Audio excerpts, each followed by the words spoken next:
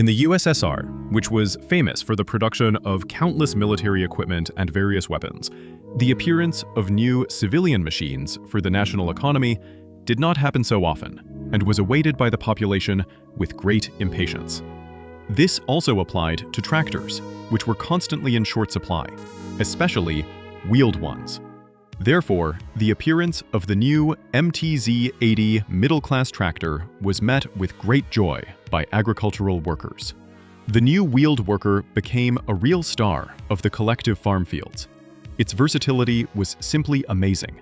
It plowed, cultivated and harrowed, sowed, worked on farms, helped to harvest, was used in forestry and for transporting various cargoes, and was also aggregated with a large number of additional equipment and mechanisms. It became one of the few tractors in the USSR that provided quite good comfort for the operator. In a word, the model was truly in demand and indispensable.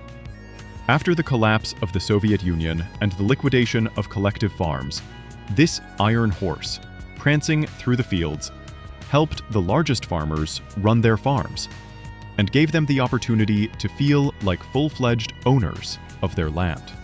The MTZ-80 appeared in 1972 at the Minsk tractor plant. At that time, all tests were completed and the tractor was approved for production. According to its technical parameters, it met all the requirements of the 1966 government decree on the need to build a wheeled tractor with an engine capacity of 75 to 80 horsepower to increase the needs in agriculture. Already in 1974, the 80s went into series production. As for the design, it had a traditional layout for Minsk tractors, with a front engine and a rear cab. The gearbox housing, together with the rear axle gearbox housing and the front half frame, formed the basis of the tractor. In order to start production as soon as possible and save time and money that were added to the re-equipment of the plant during the launch of the new model, the MTZ designers planned not to look for any revolutionary technical solutions, but to use the accumulated experience of evolutionary tractor construction, where each subsequent model is a deep modernization of the previous one, and took the MTZ-80 of 1962 as the basis for the new MTZ-80 tractor. The degree of unification of parts and complex units of these two tractors was about 70%. The new tractor was produced in two versions: the rear-wheel drive model, MTZ-80, and the all-wheel drive version of the MTZ-82 tractor. Both tractors began to be produced simultaneously.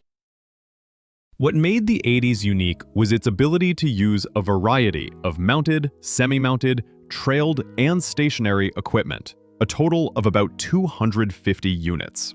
It was this technical quality that made this tractor so popular, primarily in agriculture, but not only.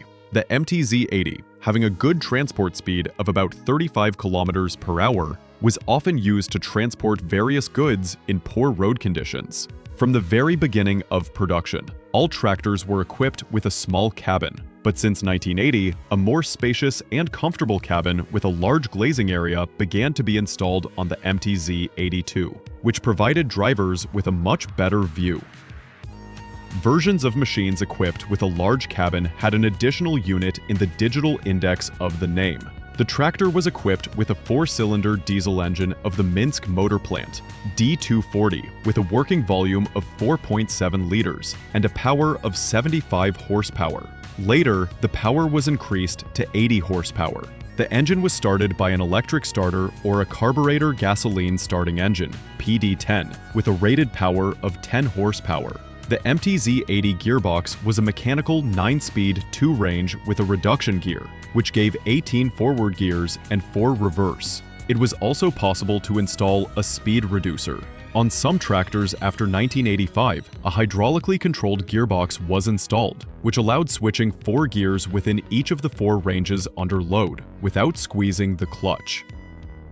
In addition, the gearbox transmitted torque to 2 power takeoff shafts, main and side, a reduction gear, and a transfer case, which on MTZ-82 tractors powered the front drive axle. As for the suspension, on the rear axle with large diameter wheels, it was rigid, and on the front small diameter steered wheels, semi-rigid, of the balancer type. On the rear wheels, which were attached to the driving half axles using terminal connections, it was possible to continuously change the track width within the range from 1 meter 40 centimeters to 2 meters 10 centimeters. The front wheels also changed the track width within the range from 1 meter 20 centimeters to 1 meter 80 centimeters, in increments of 10 centimeters. The rear axle differential had a locking mechanism. For more convenient steering, the tractor's steering mechanism is equipped with a hydraulic booster. The tractor consumed from 15 to 17 liters of diesel per hour during plowing and 7 to 10 liters per hour during other operations. The MTZ-80 was produced in many modifications, with all-wheel drive, with drive only to the rear wheels, with a large or small cabin. There was also a special three-wheeled modification with increased ground clearance to 650 millimeters, which was used for cotton cultivation. The engines of these tractors had increased power to 100 horsepower.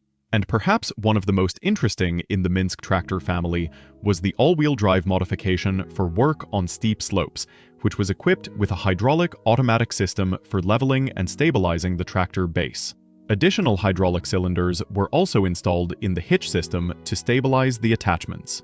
The MTZ-80 tractor is an extremely versatile model, which is distinguished by its reliability and high operational life. It is used not only in agriculture, but also in construction and industry. Among the tractor's shortcomings is the stiff rear suspension, which, together with the driver's seat, which is actually mounted on the large rear wheels, turns the ride, especially on broken roads with hard surfaces, into a cowboy rodeo, where to stay in the saddle, or rather in the driver's seat, you have to hold on to the steering wheel quite tightly. Also, when working with heavy semi-trailers, especially when starting from a place, the tractor lifts the front wheels up. But these shortcomings are more than compensated by high functionality, which made the MTZ-80 one of the most common tractors, which still, despite its age, remain faithful assistants in small farms.